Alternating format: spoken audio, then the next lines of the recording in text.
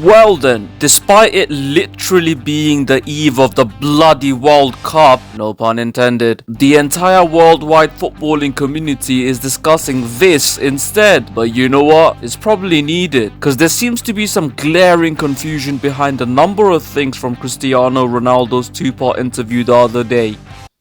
And as per usual, most of you bell starts have completely missed the mark. Because as I've said many times before, you need to stop with this tribalism BS and the notion that everything is either here or there. This is practically never true, especially not in this case. Let me explain. Okay, firstly, let's assess his true intentions of doing this interview. And straight off the bat, I will tell you for free that it is not because he's trying to force a move. I mean, does he want to leave? Oh, hell yeah. But that is far from his primary reason for doing this. Look, what you need to understand is Cristiano Ronaldo has gone through what is, judging from most of your tweets, unimaginable pain for the vast majority of people out there. And genuinely, when you go through that sort of pain and trouble hits you from all angles, your frame of mind changes in ways which are hard to explain in words. You basically feel vulnerable and begin to take things a lot more personally than you usually would. And quite clearly, that's been the case here. Because I'm sorry, but let's not forget something. Gary Neville last December on Monday Night Football straight out called Ronaldo a whinge bag. Gary Neville last March claimed that Ronaldo wouldn't get in the current City team. Roy Keane last January called out his pettiness following his strop away at Brentford.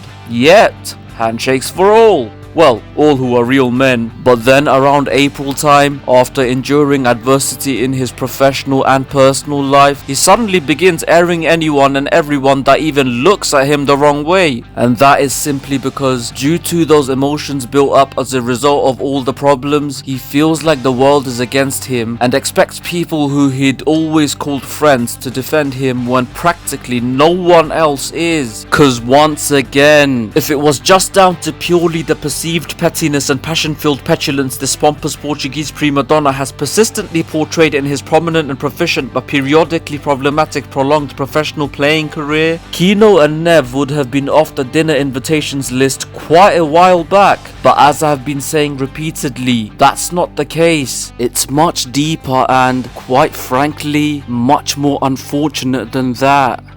And that is something little virgins like this won't understand. Cause I'm sorry, but there ain't no way that this walking mangina's been through anything like that in life. No chance. I think. Cause I won't lie, this isn't an exclusive or anything. I actually don't know for definite whether he's a virgin or not. But, come on. Oh, and sidebar, has anyone else clocked how loud this kid has become recently? Like, boy, has his confidence level risen. It's a bit odd. I mean, maybe he just got laid, or began going to the gym, or learned kung fu, or stood up to the guy who used to flush his head down the toilet. I don't know. But man, he's been piping up. I don't even follow the guy, and even I've seen all this shit. But anyway, back to topic. So not only were his any and every move overly and wrongly analysed as usual while he's already down in the dumps due to the problems in his personal life, on top of that, absolute horseshit like this began spreading like wildfire. And although fake rumours and media scrutiny is nothing new to him, because of his feeling of the world being against him, his insecurity levels were so severely elevated that he ultimately felt like he had to give this interview. And as a consequence of these emotions combining with the fact that he doesn't really want to be at the club anymore, in his eyes, he had nothing to lose. And that, my friends, is why he decided to do this. Not because he's not being selected anymore, you shallow wallet. Like, how stupid. Never mind. And by the way, speaking of him wanting to leave United, those who think that this is because of a lack of Champions League football, well, do I have a custom-made alliteration just for you? Stop swallowing squirrel shit. United failed to qualify in April. Ronaldo began wanting to leave in July, and he wanted to leave because 1. The club at the time were practically making zero moves in the transfer window, and 2, and this was undoubtedly the main reason, because of the higher-ups not being convinced about his daughter's illness. And might I add, not only did the executives appear to not believe him, the manager then began repeating to the press, "This is why you shouldn't miss pre-season," almost as if he's making an example out of Cristiano's situation. And you know what? Intentional or otherwise, that is disrespect. Because there's a difference between telling the press he's not sharp because he missed pre-season and taking digs by phrasing it as, "This is why you shouldn't miss pre-season," when he was well aware that Cristiano had more than legit reasons to be absent. Not cool, boss. Not cool.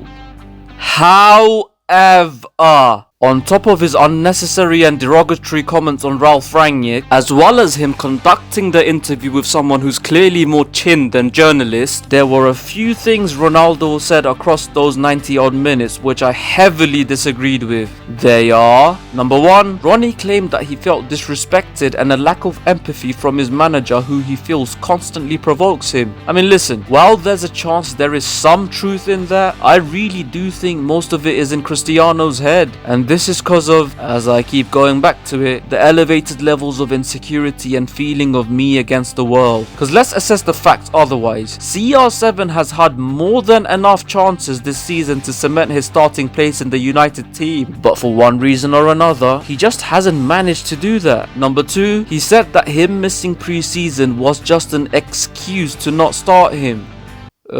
No. It's actually a legit reason. Because as real and honest Ronaldo's reasons to not attend the tour of Australia and Thailand were, it doesn't change the fact that he is lacking his usual sharpness and chemistry with teammates, as evidenced by not only some of his sluggish performances this season, but the team in general doing better when he's not playing. I mean, it's unfortunate, but as Ronaldo himself said, football is indeed very fast. It stops for no one. Number 3, he claimed that Ten Hag suspending him for 3 days was a bit much. I mean, not only do I disagree with that, I actually think complete opposite. And this is the only time I'm going to say this in this video, but let's for 1 second not look beneath the surface. You are an employee of Manchester United, meaning whether you like it or not, Poundland Pep here is your boss, malfunctioning Makelele here is your teammate, and Tow Truck Terry here is your captain. You are obliged to be there for them regardless of the circumstances. Yet, you walked out.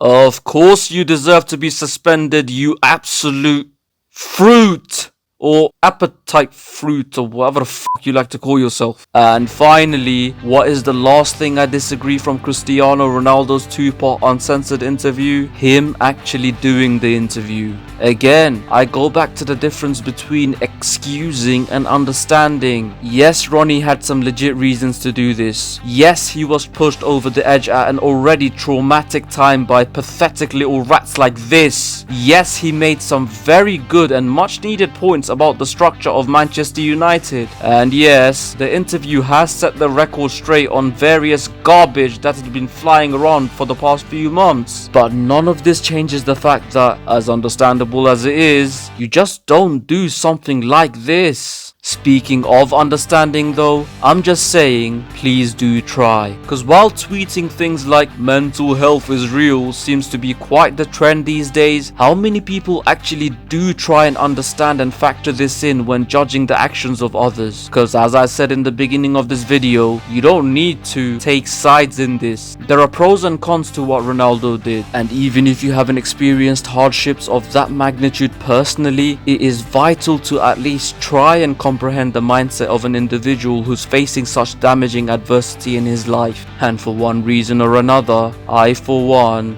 do indeed comprehend. And in one way or another, sooner or later, I just hope you can too. And that is that, people. Agree or disagree beats indifference. Once again, don't forget to like, comment and share, and of course subscribe. Till next time, you keep rolling.